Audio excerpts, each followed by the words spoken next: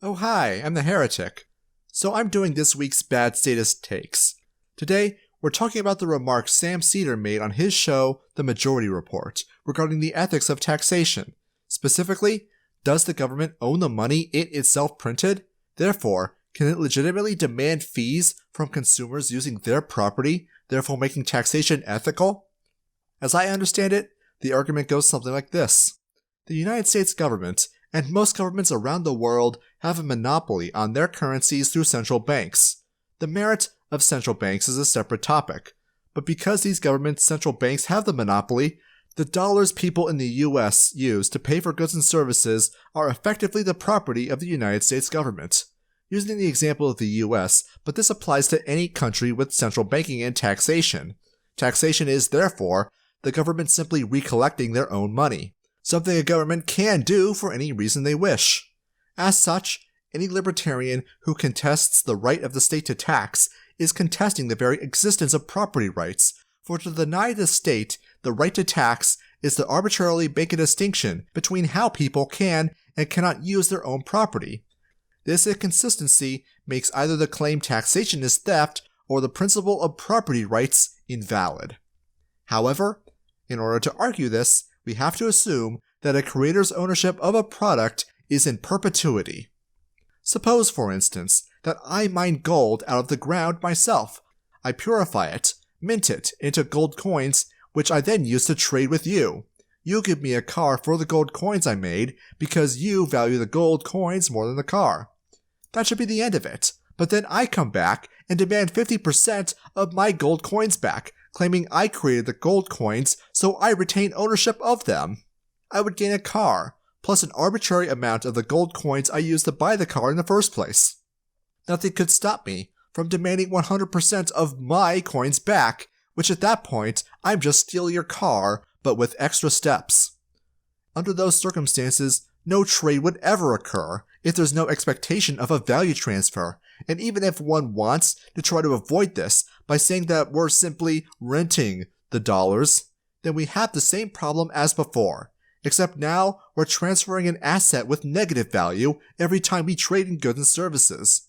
Every time we do so in exchange for something of actual value, like say a pizza slice, we're engaged in fraud. There's only two conclusions one can come to. Either every national economy with a central bank is engaged in irrationality and insanity on an unfathomable scale, or the argument of ownership in perpetuity is invalid. The latter reflects reality better, as after a transaction, a party can no longer demonstrate dominion over the goods or services they traded, whereas the other party, as the new owner, can. By trading, you now own the coins, so you have every right to tell me to go pound sand if I demand some of them back. It's the same way with government fiat currency. Just because they are the creator, that doesn't mean that they continue to own the currency forever. It was traded to the banks, who traded it to someone in the economy. It then circulates throughout the economy until it is traded to you. You own your money, like you own any legitimately acquired good. The fact that it was made by a central bank is irrelevant to the question of if governments have a superior claim to your property than you do. Actually, hold on a second, we could go further. Wouldn't the one who grew the cotton and processed the linen that was used to make dollar bills have a superior claim to the dollar than the Federal Reserve? What about the party or parties that produce the ink, or the manufacturers of the machines that mint the dollar bills? Which of the individuals involved in those numerous processes at every step of the production get to make these claims? Every single little portrait of George Washington has 100 different hands involved in its creation, and therefore, if we want to continue arguing that property in perpetuity is valid, then you create a contest involving the numerous specialized fields and hands involved in the creation of every single dollar bill and coin. The purpose of property rights is to resolve the problem of who gets what scarce resource, and all property in perpetuity does is take us back to square one, creating a situation in which numerous parties can have simultaneous, mutually exclusive claims to a good or service. However, we know that multiple people cannot have the same claim to the same property, as a good or service can only be consumed or used once. Let's not forget that the question is also very conditional, presented under the assumption that central banks are controlled by the government. I know at least in the US, the Federal Reserve is nominally private and an independent institution. Now, we know that the Federal Reserve's chairs are presidential appointees, but all that matters is that under US legislative fiat, the US government would not hypothetically own US dollars. The Federal Reserve would. So this aspect of the argument is completely false. But let's assume that central banks are directly and unambiguously government agencies. I'm not familiar with how central banking works in other countries, but I suspect that this is the case in a lot of them. Anyways, while central banks have been around for quite a long time, taxation predates it significantly. The US government, using that example again, only had central banks for very brief periods in its history prior to the Federal Reserve Act of 1913. Currencies were typically issued by regional banks that were recognized by the federal government as legal tender. The proponent of the argument that government owns a currency in perpetuity, therefore it can tax, would therefore have to argue that in time periods where central banking was absent, taxation was therefore illegitimate, at which point they've already undermined the point they were attempting to make by claiming that taxation isn't theft except when it is theft. However, we've already established that a central bank cannot legitimately claim ownership over the money that they traded out, so no, they cannot claim just taxes with central banks either. No matter how you spin it, the argument is invalid. Taxation is still theft, and it always will be theft. Though before I close out the video, I want to address an argumentative trap libertarians fall into a lot in regards to taxation as theft. Now, I'm not at all saying that taxation is not theft. It definitely is. I literally just said so. And anyone making an honest examination of the facts would come to that conclusion as well. Property is being appropriated from their legitimate owner against their will. That's theft. The fact that states can and must tax to fund themselves identifies them as criminal organizations and delegitimizes them. This is all absolutely correct. However, some libertarians mistakenly believe that this alone delegitimizes government, as though the only problem they have with the coercive monopoly on violence is that it taxes. The trouble is this implies that the state would be completely ethical, legitimate, and just in its absence. As such, many of them fall into thinking that a voluntarily funded government would be legitimate, or even worse, believing that if the state just started calling them fees, then suddenly the government threatening them with legal action if they refuse to pay their tithes to the statist priesthood would be completely fine. The problem with viewing taxes as a mere semantics issue should be self-evident, as I'm not sure most of us would have any problem recognizing a burglar as a criminal, even if they just called themselves a freelance debt collector.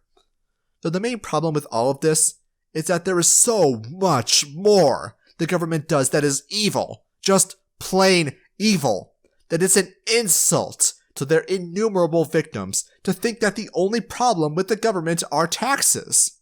There is legislative fiat, the extent to which a council of men and women, whether thereby an accident of birth, the arbitrary selection process of a ruler, or by a popularity contest, became legislators and are able to impose their opinions on the tax cattle. In case it's not clear, tax cattle refers to you. Yes, you, dear viewer. These opinions are made into legislation, which is made with or without your knowledge, written by people you've likely never met, without your input, and then you are expected to completely obey with or without your agreement. Failure to do so subjects you to involuntary interactions with government agents who will likely extort you, assault you, kidnap you, and lock you in a cage, or even murder you. This is violence used to impose arbitrary rules upon otherwise peaceful people. Even the burglar from earlier is too much of a gentleman to do this. As this violates the self-ownership of those affected, commanding of them to do what they would otherwise not do, this is unethical and illegitimate. Even worse is that there's no way to appeal this. In a free society, if your neighbor tried to require you to obey his rules upon your property, a free court would quickly recognize he has no right to do so and would tell him to pound sand. All the courts in a state, however, are controlled by the state. All government courts recognize arbitrary legislation as completely legitimate, and as such, they will claim you have victimized the government somehow in failing to abide by it. And even if you are victimized by a non-government criminal, it is still the government that claims victimhood, leaving you unable to claim restitution for damages.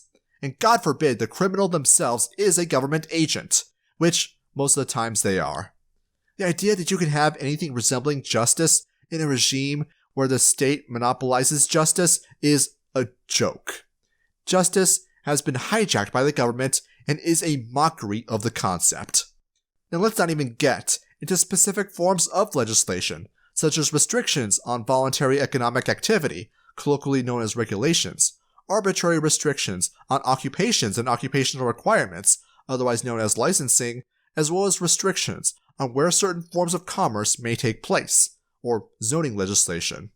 But we can go into the problem of foreign policy, where a state not only victimizes its domestic population, but can impose its will on foreign populations as well, making simply leaving a jurisdiction, statists often demand of anarchists, impossible. Sure, I can leave the US and go to Brazil, but if the US overthrows Brazil's government, then I hardly escape the US government. Even more so, when governments engage in acts of mass murder and collateral destruction known as war. God forbid governments return to the days of decades ago, when wars were fought with armies of slave soldiers enlisted through conscription. But let's take a gander at one of the most malicious and horrific forms of victimization that governments impose upon us, their captive tax cattle. They not only victimize their domestic population through taxation and foreign populations through foreign policy, but also make everyone poorer. Through central banking, governments are able to fund their victimization either through borrowing money, the collateral being taxation, thus making ridiculous the idea that governments would ever voluntarily accept donations in lieu of taxes, or through printing it into existence to fund what they need to fund. Through these mechanisms, they devalue the currency, lowering the purchasing power of your money. They're making everything more expensive through the soft taxation of inflation, and unlike direct taxes like the income or death taxes, any argument about this taxation being legitimate fall apart the moment one sees the price for a dozen eggs at $2,000 when yesterday they cost $2. So, make no mistake, libertarians, the extent of the government's victimization of you is way larger than just taxation. Its existence is an existential threat to you, your life, and your well-being. Certainly not something you can just write off by pretending that taxation is the only problem or that it's somehow justified because the government owns the money. And of course, let's not even get into the question of whether or not the government can even legitimately own anything. We have plenty of content on this channel if you want to know more. But that's all the time we have for this week. Questions, comments, critique? Leave them in the comments below. I'll see you all later.